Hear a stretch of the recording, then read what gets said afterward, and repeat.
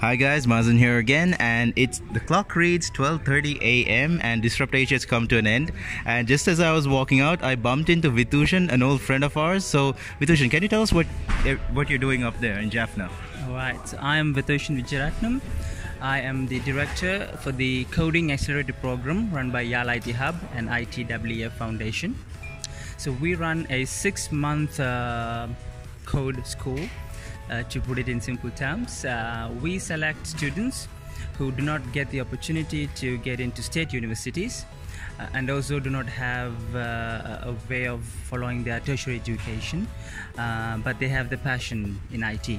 So we select those kids, we provide them 100% scholarship scheme, we teach them full stack coding with business English communication and personality development. And at the end of the 6 month, we prep them, number one, to be an entrepreneur or to get into a corporate in a junior level, so they get the internship experience. So we've done 2 cohorts successfully. Almost all of them have either got into corporates, and from our first batch, some of them have even got into like permanency with the companies, and then we have some actually got inspired and following further education, and very few actually going out for a startup. Yes, and we're running the 3rd cohort now. Wow, you're in the 3rd cohort now. You're in the 3rd batch now. Yes. So how's things been like? How challenging has it been for you personally? Like, you know, what challenges have you faced, like with all these 3 batches now, educating them? It is quite challenging because most of these kids are coming from a background where they have little to no tech and English background, and getting them motivated and showing them the path was something challenging. Of course, most of these kids were very intelligent and they had a passion in words, but they were quite shy to get it out. It is quite different compared to the kids in city. Like, you know, they know it, but they wouldn't, like, you know, jump up and answer. Right. So it's like they had the skills, exactly, they had the passion in them, but it was like all locked in, was it? Exactly.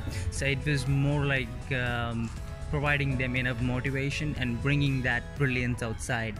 That was the major challenge I faced in building that school program. So how do you overcome that? I mean, like, how do you get them out there? Okay, so we had a very the so-called flat structure. Okay. Nobody is allowed to call me sir or my co-lecturer madam. Instead, we were encouraged to, like, we asked them to, like, call by our names, but they were like, no, we want to call you Anna and Akka, Anna brother, Akka sister. So we built this kind of a family relationship, and we called every Uki cohort Uki family.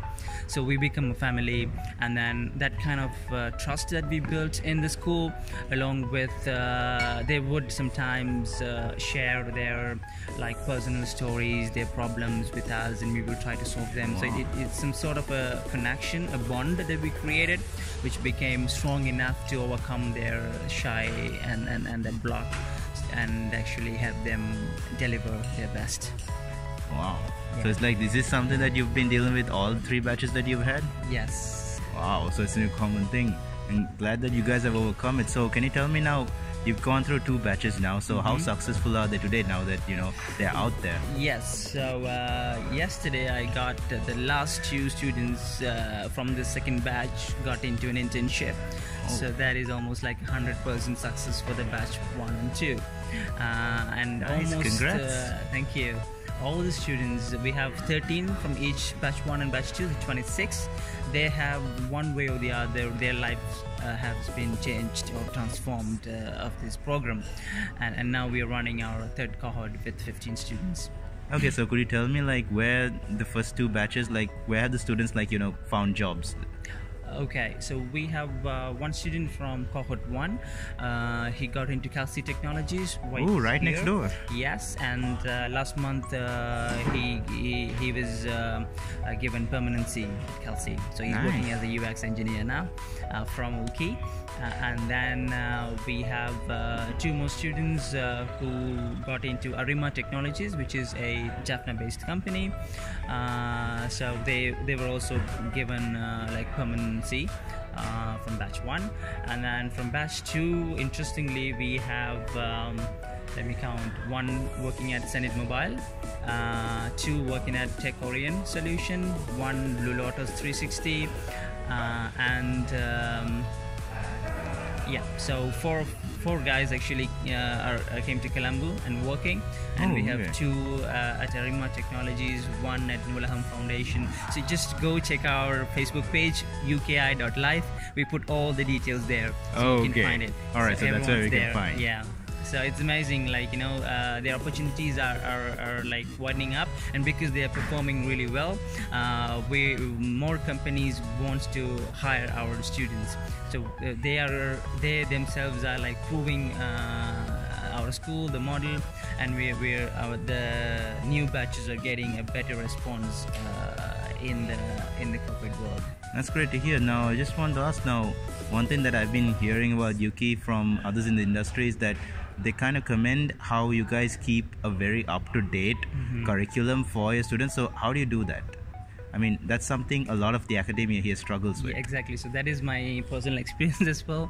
Like when I was going through my education, I found that the syllabus wasn't updated, and then with the discussion with Sayandan and Sarways, what we thought was like, since we are training for a hands-on practical knowledge, our coding school is more of a coding boot camp. Like we do not really go into theoretical. We go more into practical aspects of building stuff on their own. Okay. As part of a curriculum, they also have to come up with a problem that they're currently facing in their society, and while we are teaching the curriculum, on the other hand, they have to build a solution right there. So we teach them how to build using a tutorial, and then they go actually build it. They do a market research and they build. So at the end, at the graduation, they have a product that is solving a problem. So they have within their community itself. Exactly, and using the latest technologies. Okay. So that makes it more relevant for them in the marketplace. Okay.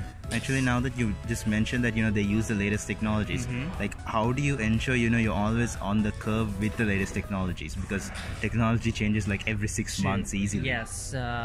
So we have an extensive community, Yarl IT Hub community that supports us. So we have people who are part of the Yarl IT Hub community and works in the industry. So we invite them to provide workshops or small tech talks. So we keep them engaged with the community, and this community includes academic leaders and people who work in industry. And we also have regular communication with them and update our curriculum based on their recommendation. Okay, glad to hear that. So now, can you tell me, where does Uki plan to go next? Alright, so our current plan is to expand Uki. So we have a plan to build another school in Kilinachi. So the plan is not finalized yet. Okay. So I'm not really sure how much you can touch on that to put it on your paper, but yeah. So we're planning to, because we were planning on a cookie cutter model. So it's always the first cookie that's how to bake. And you need the right ingredients. And if you know how to bake your first cookie, then it's all about like just baking more cookies. Right. So we believe that we've baked the first cookie, so we want to expand it to the places where other people who are ready to support us, because we have the model, but we need the funding from people to support us to build. So if that comes along, we will be able to build more schools and support more students in Sri Lanka. Well, I hope you do find that funding and build more schools, and as you said, build more cookies to Thank you. help these underprivileged kids out. So thank you so much for your time, Vithushan. So appreciate it. Thank you. Thank you. All right. And that's a wrap from Disrupt Asia 2018.